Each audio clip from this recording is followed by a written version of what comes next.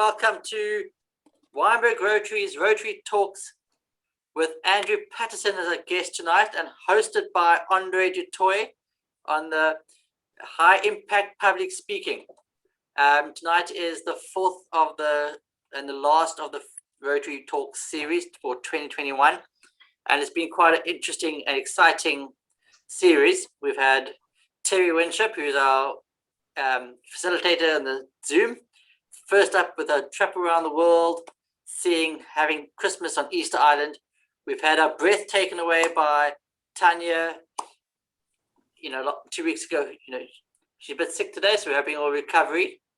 And our good old friend Jason van Slot, we had a thrill ride with him and seeing how he has taken on the challenge to, go on his mountain biking, and I hope success for his Everesting challenge.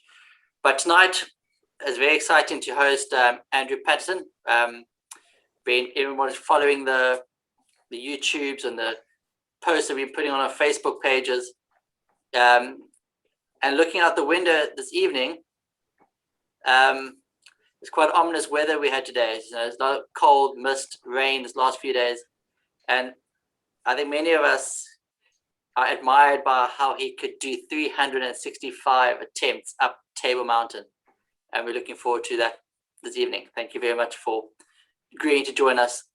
I just want to say this is the fourth, so just before I hand over to Andre and Terry, I just want to say a big thank you from the Rotary Club of Weinberg for your professionalism and hosting of this event, of these 4 series, your knowledge and expertise to host Zoom, as well as finding our amazing guest speakers. So thank you very much from the Rotary Club of Weinberg. It's been a great series. For those who have missed the previous 3 talks, you're welcome to visit our Weinberg Rotary YouTube channel, where you can find the previous recordings of the Rotary Talk series. I'm going to hand over to Andre, who's eager to, and I'm sure we're all eager to hear Andrew talk this evening. Hi there, Andre. Justin, thank you very much, and it's a pleasure to be back again here. I was just reminded that we did this a few years ago when we started with Bram Malherbe, and Andrew was in that presentation there. And Andrew, I think it was one of the things that inspired you. So it's wonderful to see how the wheel has turned and actually find out that now you're here on the stage and Bram sitting at home and having a quiet drink and glass of wine on top of Table Mountain. Justin, I wanted to say a big thank you to you for the opportunity that you've given our speakers to come and speak. These are all professional speakers, but there is nothing a speaker loves more than the opportunity to speak to people, and especially to people that appreciate good presentations.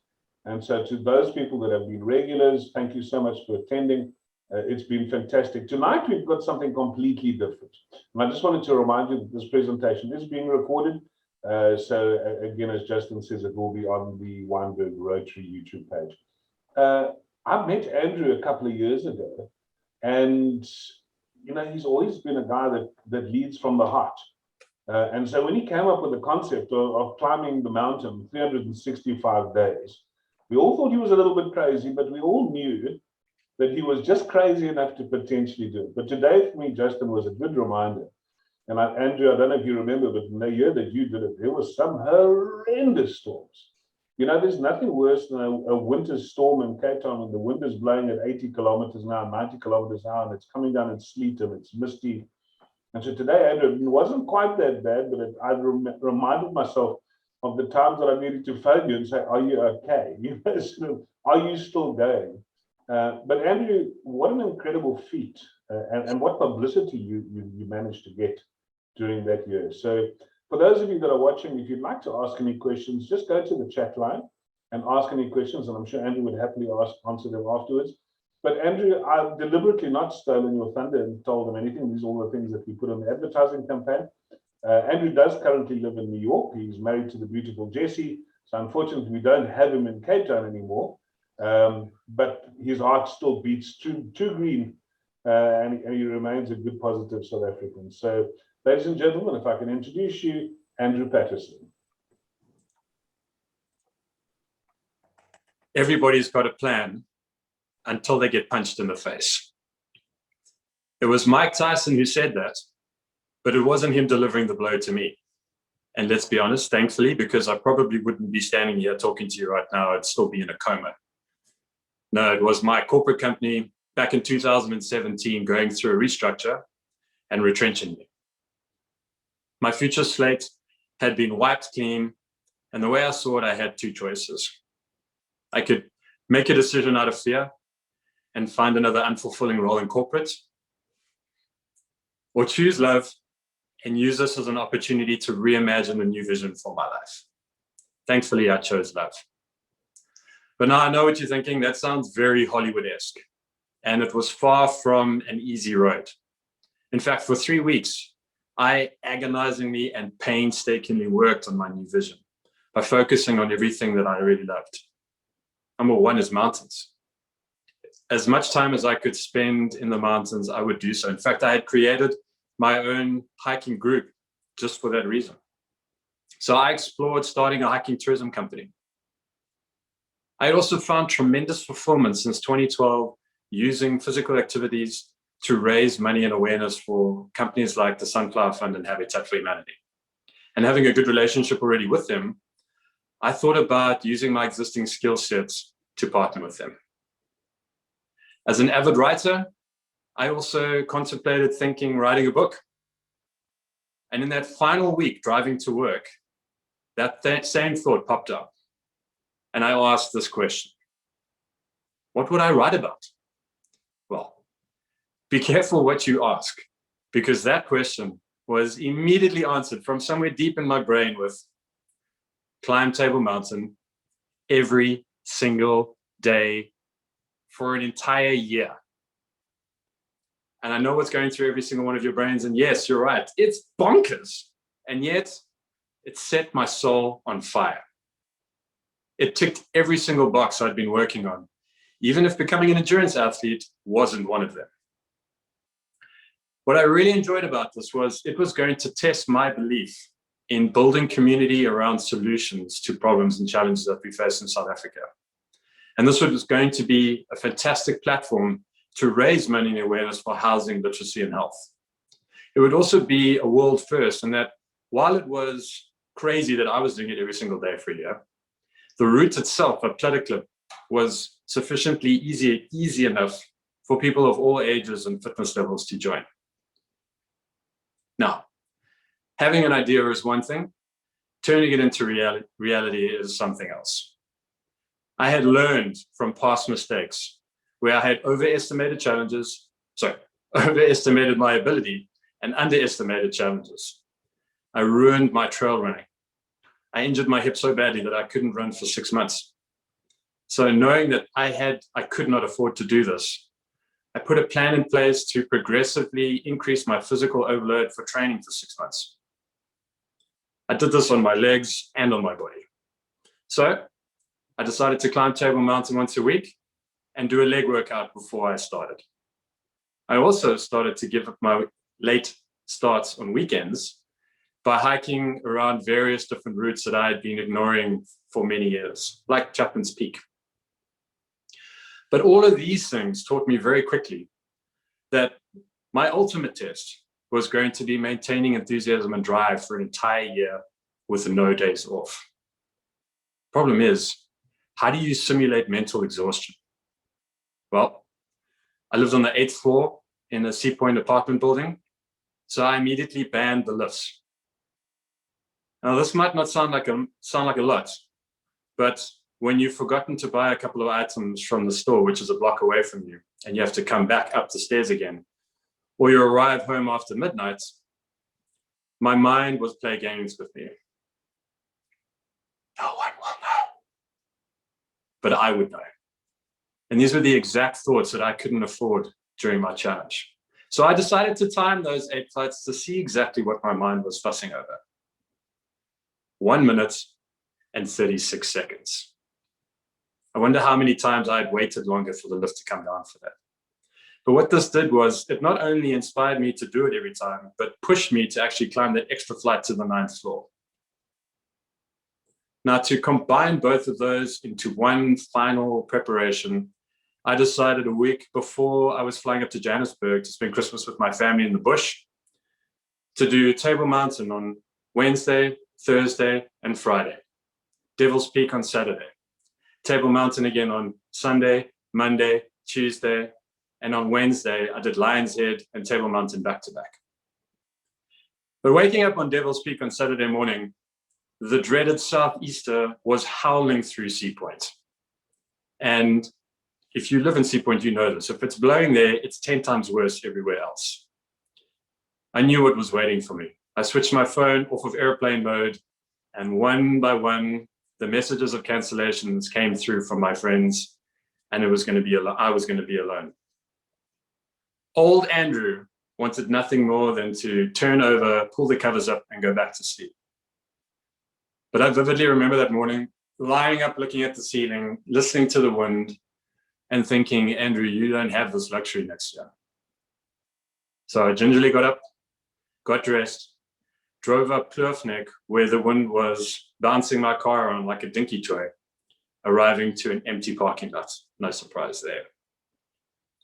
To make matters worse for me, car after car arrived with people getting out and immediately getting back in and hightailing it out of there. That was when I really started to question my sanity. But then I remembered what I was doing next year, and that ship had already sailed. So I was already there. I might as well do it. The wind was so unbelievably strong that day and so consistent that I could turn into Michael Jackson in Smooth Criminal and lean forward and not be falling over.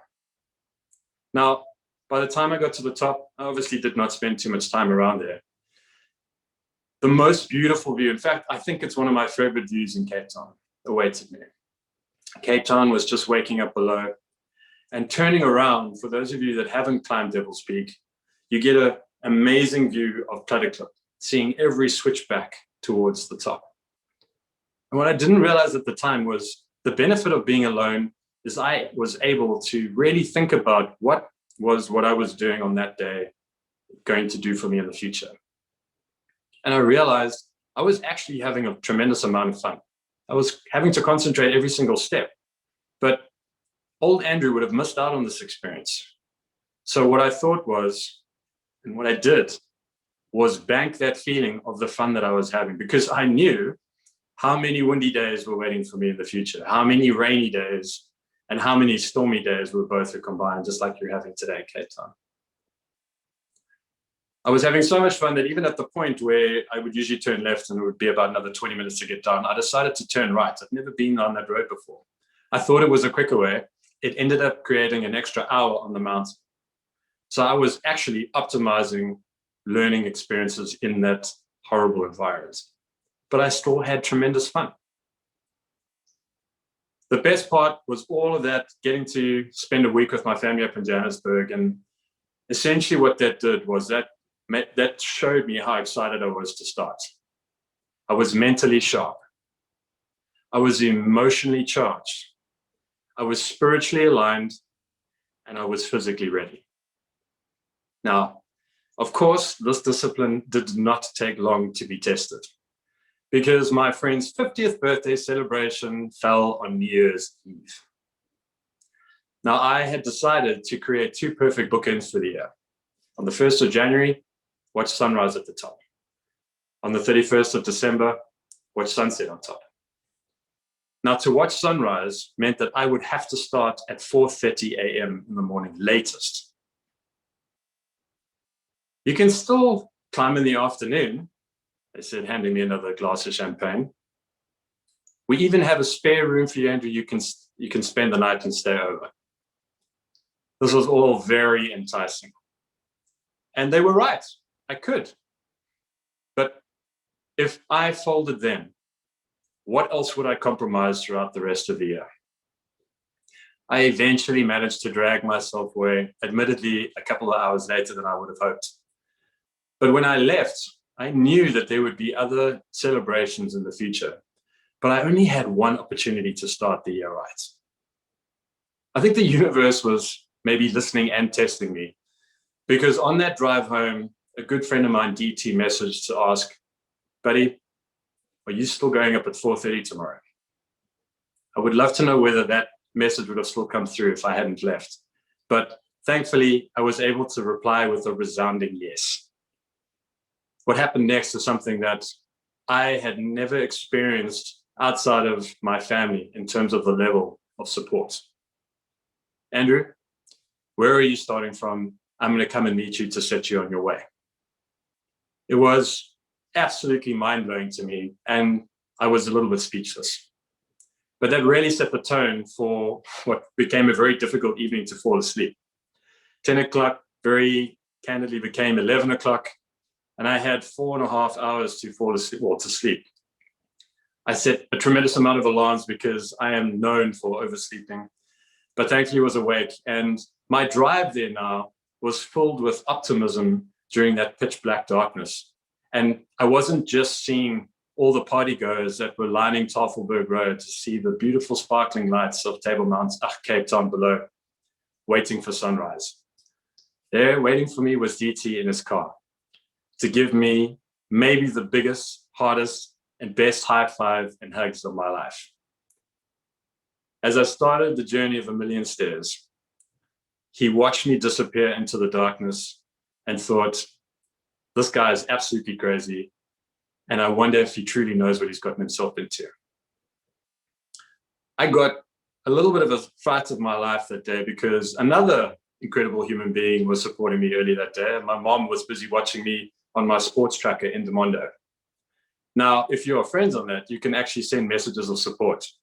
And a robotic voice broke the silence with, babes, you're still on golf mode. Now, after my heart settled, I actually had a good laugh because golf is one of the only 2 reasons I would usually get up this early in the morning. The other is being travel. So I promptly changed it up to hiking and continued on my way. Now, I don't know if any of you can remember that far back, but we were going through that horrendous drought. And the 31st and the 1st were actually unusually and unseasonably cold and wet. I wasn't even guaranteed to see sunrise. And it was only when I was about halfway up the mountain when the pitch darkness started to be illuminated by the dawn. My heart sank. Up ahead in front of me, the cliffs of Clutterclip Gorge were shrouded in mist. But this was to be a very valuable lesson first up. There were going to be a tremendous amount of external factors completely outside of my control. And at least not seeing the sunrise today wasn't because of me, it was because of the weather. When I eventually reached the top, I was exalted and overjoyed at my first successful climb and immediately put on my rain jacket in case it started to rain. And that's when another gift was given to me. For some reason, the clouds in front started to dissipate as if they were evaporating. And there in the distance, I got to see the most spectacular sunrise over the eastern table of Table Mountain. Well, that was like me being a fat kid in a candy store let loose.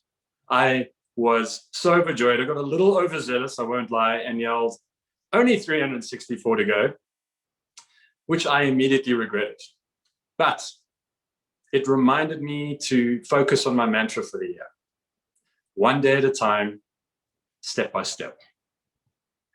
The charities I was supporting injected purpose into my mantra by embedding perspective of what real suffering is, enabling me to persevere through my own. No more was this apparent than on Climb 53, on February 22nd, when I was invited by Habitat for Humanity to meet Masande and see the home that was being built for her. It was truly humbling to be with her and hear firsthand what shack life is like. Their father had been killed in a shack fire in Robertson 5 years earlier, and she currently lived with her 2 siblings and her mom in a tiny, tiny area. It was insanely hot that day, and the first thing I noticed was there were no windows to open, and it was like being in a sauna in there. But there's a reason for that.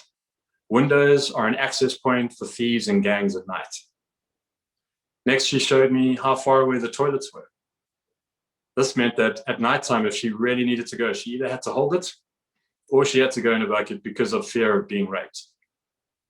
Now, the juxtaposition of seeing this new home that was being built for them and what that meant to them was exactly what I needed so early in the year to remind me of what the power of building community and solving problems can do for others. That was also helpful because on climb 182, probably very similar to what you're going through right now, there was a weekend of storms that battered the Cape. My now wife, Jessie, had just arrived the night before, and this was day 3 of the storms. And I woke up to see the rain falling in line with my head. I knew it was going to be Arctic cold weather, incredibly windy and raining at the same time. But while I was getting changed and making myself to look like the Michelin Man with my ski pants that were much larger than I would have liked to wear, but incredibly warm and waterproof, my 5 layers on the top to keep me warm, I knew there was something that I'd been looking forward to most of my life in Cape Town. After days like this, weekends like this, waterfalls cascade off the front of the mountain, and I was going to be able to see them up close and personal. I was not disappointed. I immediately took the contour path, or the path up right next to the cable car to get to the contour path. And before I even got to experience seeing how beautiful these were, I could hear each of the waterfalls with the amount of water gushing down the mountain. My favorite was the final one that literally creates a curtain as it falls over you. Besides those incredible waterfalls, water was flowing everywhere, even on the path. My favorite, though, I think, was standing between the cliffs, completely shrouded in cloud, wrapped up tight and warm, and hearing all the water dripping and echoing in that little valley. I was one of 7 billion people in the planet to be able to experience that. And I was reminded of how the beauty that lies on the other side of the challenges that we're awaiting each time. Alone on Table Mountain, I often contemplated how exhausting self-doubt is. But my daily climbs up Clutterclip Gorge forced me to confront these beliefs with real exhaustion. And when I got to the end, I realized it wasn't Table Mountain that I had conquered. It was my limiting beliefs about what's possible. 744 people of all ages and fitness levels pushed their capabilities up the mountain with me. Like my 65-year-old cousin, who had chain smoked for 25 years, had flown down from Johannesburg to support me, and admittedly wasn't the fittest he'd ever been. But he never gave up. It took him 8 hours to get to the top. And in a moment of levity, he said to me, this is the hardest thing he's ever had to do, and he's been divorced twice. But all jokes aside, to be able to watch the human spirit in action and to see him recognize that this was one of the greatest accomplishments of his life is exactly what it's about, building platforms where we work together. In the process, we all managed to raise 1 million rand. And that was transformed into 60 new donors for the Sunflower Fund to Save Lives. It became literacy aids with One Heart to deliver books to 12 of the poorest primary schools, now teaching children to read this year and the next and the next. And it helped Habitat for Humanity build a new shelter for orphan and vulnerable children in Khayelitsha. One of Nelson Mandela's most poignant quotes for me is, "It always seems impossible until it's done." And in a year that I was so focused and dedicated on purpose, and got to see Robben Island on 263 occasions when the weather was clear, I really got to think about his legacy that went into creating those 7 powerful words. I was 13 years old when I heard him speak at King Edward's, and it left a powerful impression. I never forgot that he was there. I might have forgotten what he said, but thanks to the internet, I can now go back and search and figure it out. But I was 13 years old, and he had already spent 50 years dedicated to South Africa. 27 of those had been in prison, and he had been out of prison for 3 years now, helping to create a peaceful transition for all South Africans. That included me. And he said, with privilege comes great responsibility. And I think what he was trying to impart on us is that whole spirit of building community and assisting others who need it most. I also understand it because 99.9999999% of people never gave me a chance of completing what I'd set out to do. And who can fault them? It was understandable. I had everything conspiring against me to successfully accomplish this.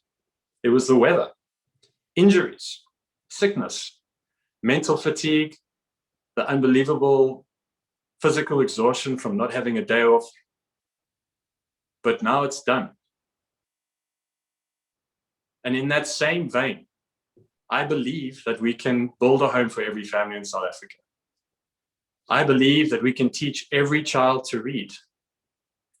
And I believe that we can create a database that matches every patient with a donor. I also believe that every single person deserves to feel what it's like to have their soul set on fire and discovering what they're capable of. In fact, that's what I do now. I work with people who are tired of following somebody else's treasure map and are willing to put in the work to understand and discover what they're capable of, because that has an impact on everybody around them. I'm also 100% committed to making sure that all children learn to read or have the opportunity to read by the year 2024. I really look forward to being able to work with you in one or both of those capacities.